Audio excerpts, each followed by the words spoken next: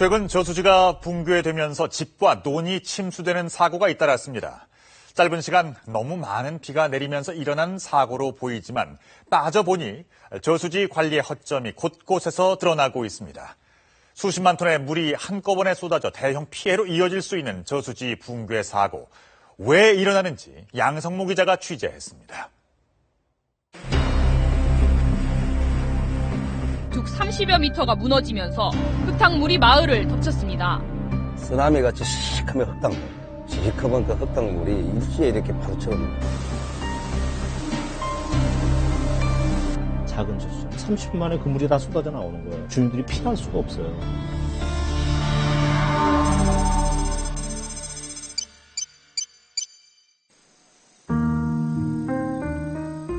포도 수확이 한창인 여름의 끝자락.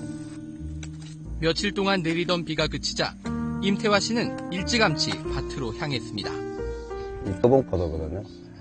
근데 이게 한 손 1kg가 넘어가요. 평생 이곳에서 포도 농사를 지어온 임 씨에겐 평범한 하루의 시작이었습니다. 작업을 한 30분 정도 하다 보니까 전화가 왔었어요. 친구한테. 친구가 전화가 와가지고 그 포도를 선물할 테니까 좋은 거를 좀 따달라. 이렇게 해서 제가 그 자리를 비웠습니다. 임 씨가 친구의 전화를 받고 잠시 밭에서 나온 그때 임 씨의 눈앞에서 예상치 못한 사태가 벌어졌습니다. 안개가 확 이렇게 올라오더라고요. 물안개가 올라오고 그 물안개 속에서 밑에 시커멓게 쓰나미같이 시커먼 흙탕물, 시커먼 그 흙탕물이 일시에 이렇게 파도처럼 밀려왔어요. 밀려왔는데 그럼 내가 직감적으로 못이 터졌구나.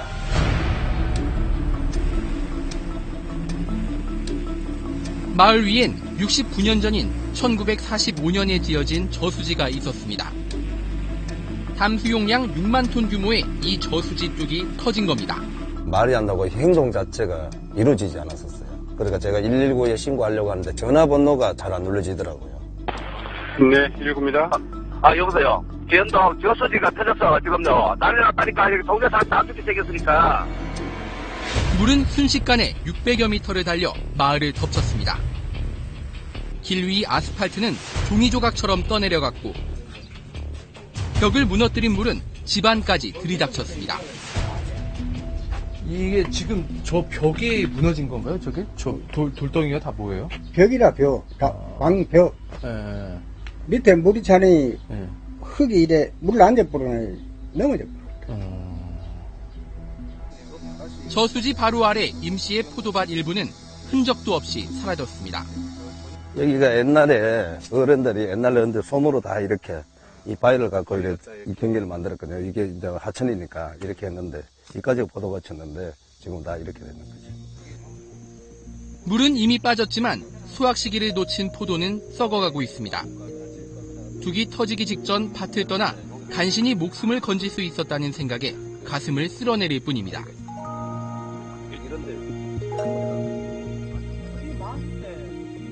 피해는 이게 다가 아닙니다. 지금 못에 물이 없으니까 저수지에 물이 없으니까 물을 대야 되는데 못 대고 땅이 다 갈라지고 있잖아요. 저수지 물이 넘쳐 피해를 입었는데 이번엔 저수지 물이 부족해 또 피해를 입을 처지입니다. 저수지 뚝은 왜 무너졌을까? 지난해 영천시가 지정한 재해 위험 저수지입니다. 긴급 정밀 점검에서 D등급을 받은 저수지 4곳이 나와 있습니다. 그런데 무너진 괴연 저수지는 재해 위험 저수지 목록에 포함되지 않았습니다. 괴연 저수지는 비교적 안전해 보수가 거의 필요 없다는 이유로 B등급을 받았기 때문입니다. 가장 양호하면은 A가 되겠죠. A, B, C, D, E가 있는데 보통 D나 E가 나면은 100% 다시 건설해야 되겠죠. 그러니까 B 등급이 낮다고 하는 것은 제가 봐서는 좀 이해가 가기 어렵지 않더냐. 이런 의문은 세부 점검 내역을 살펴보고 나서야 풀렸습니다. 뚝은 최상의 상태인 A, 저수지 수문은 B, 물이 넘어가는 여수로는 C등급입니다. 이 세 부분을 그냥 산술적으로 평균을 내 B등급을 부여한 겁니다. 한 부분은 비록 약하지만 전체 등급으로 봐갖고는 괜찮다 이렇게 판단된 겁니다. 법에 그렇게 하도록 되어 있습니다. 괴연저수지는 바로 C등급을 받은 여수로 부분에서 붕괴가 시작됐습니다. 다른 거 아무리 안전해봐야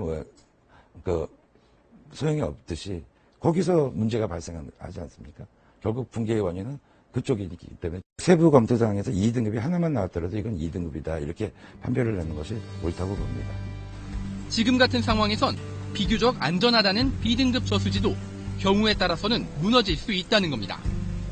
그렇다면 붕괴 조짐이 발견된 D나 최하인 2등급을 받은 저수지의 상태는 어떨까? 60년이 넘은 이 저수지는 D등급 판정을 받고 재해위험 저수지로 지정됐습니다. 저수지에 물이 빠져나가는 여수로입니다. 그런데 콘크리트 구조물 곳곳에 이렇게 철근이 드러나 있습니다. 수로를 따라 내려가 보니 상황은 더 심각했습니다.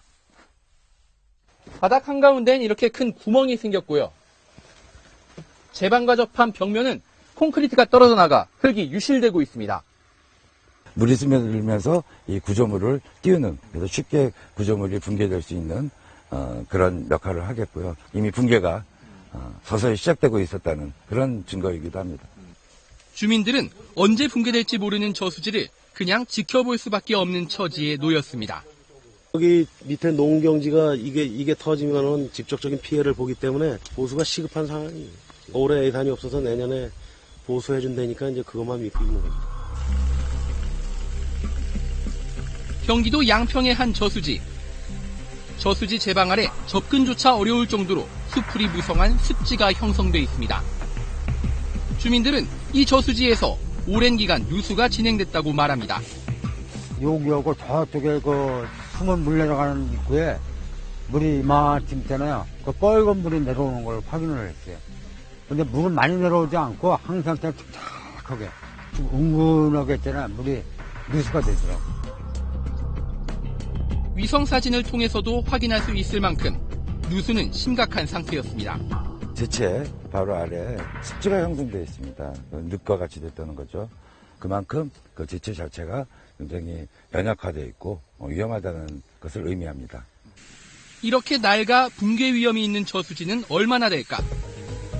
전국의 저수지는 모두 17,000여 곳. 이 가운데 70%인 12,000여 곳은 지은 지 50년이 넘은 오래된 저수지입니다. 부실조사 가능성이 있는 B, C등급은 제외하더라도 당장 보수가 시급한 D나 2등급 저수지만 179곳에 이르는 것으로 나타났습니다.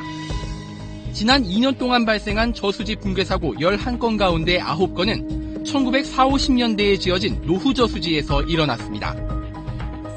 저수지 자체의 누수나 부식 외에 노후 저수지를 위협하는 가장 큰 요인은 기후변화입니다. 과거에 만들었던 것들은 과거의 강우량 자료 가지고 어느 정도 우리가 그 크기를 규모를 정하고, 그러니까 현재 기후 변화로 인해서 작은 지역에 집중적으로 내리는 이런 강우 패턴, 이라든지 이거는 과거에 그 저수지를 만들 당시에는 없었던 거거든요. 실제로 하루 100mm 이상의 집중호우가 내리는 빈도는 1970년대 222회에서 2000년대 385회로 1.7배 정도 늘었습니다. 우리나라에서도 해안단 강우량이 100mm, 심지어는 120mm까지 내리고 있기 때문에 이러한 강우에 대해서는 적절하게 대응하지 못하는 것이 현실적인 상황입니다. 집중호우로 인해 저수지 물이 넘치면 어떤 일이 벌어질까? 취재진은 직접 실험을 통해 알아보기로 했습니다. 저수지 쪽의 주자재인 흙으로 모형 저수지를 만들었습니다. 집중호우 상황을 가정해 저수지가 넘칠 만큼의 물을 채우기 시작합니다.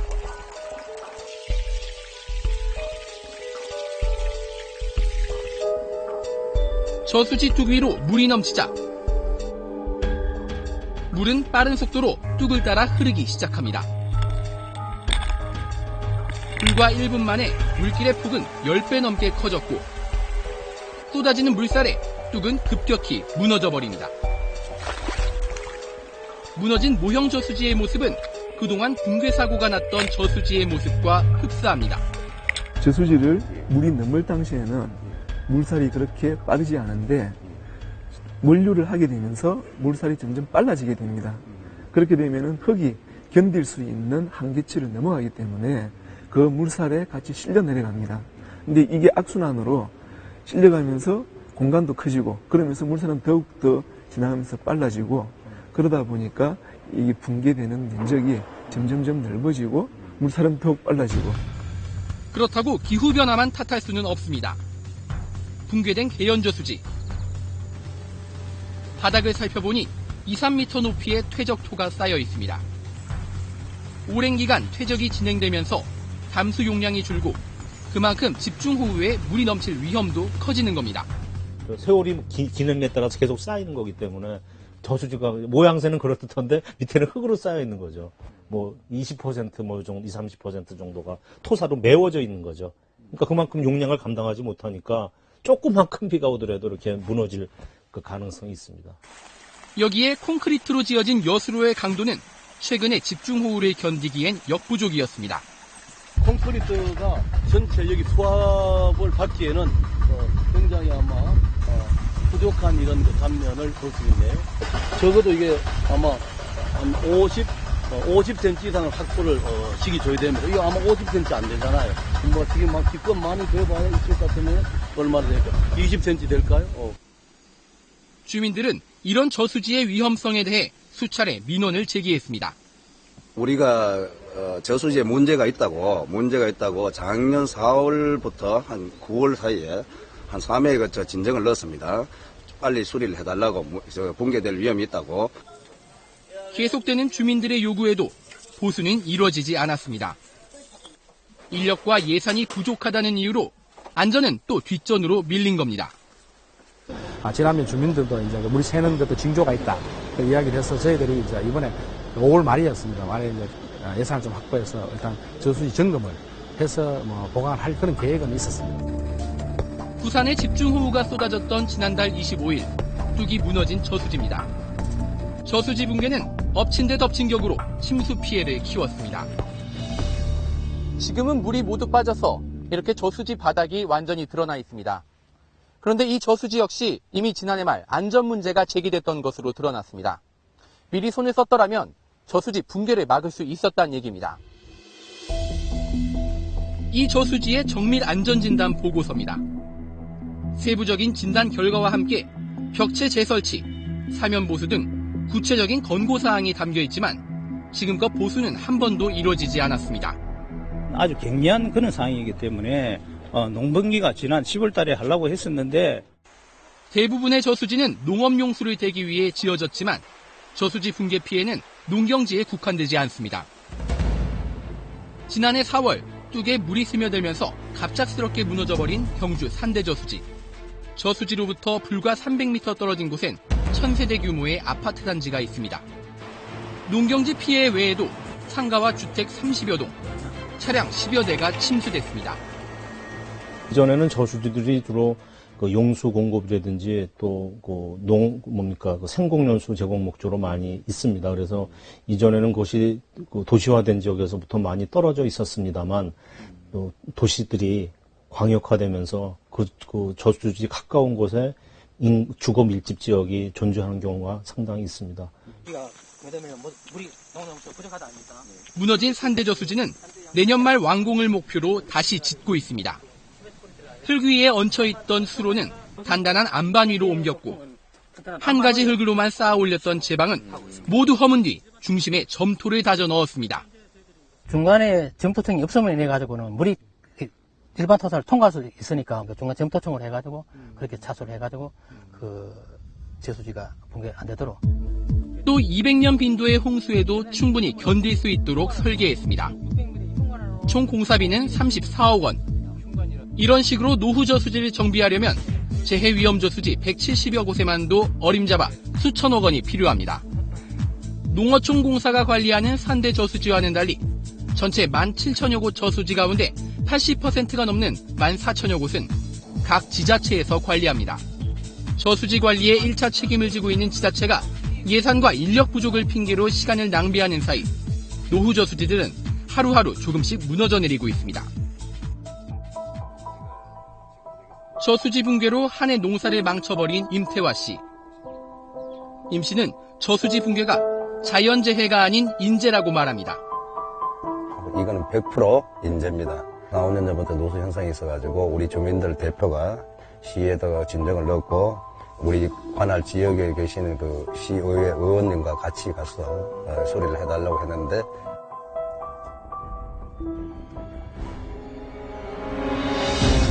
저수지 주변 주민들의 목소리를 계속 외면한다면 노후 저수지라는 시한폭탄은 또 언제 어디서 터질지 알 수 없습니다.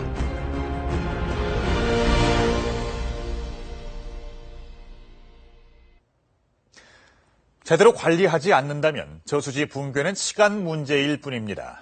저수지 하류에 사는 주민들이 불안에 떨며 하루하루를 지내는 일이 더 이상 없어야 할 텐데요. 소 잃고 외양간 고치기처럼 사태가 벌어진 후에야 수습에 급급하는 일이 언제까지 되풀이돼야 할까요? 취재 파일 K 다음 주 이 시간에 찾아뵙겠습니다. 감사합니다.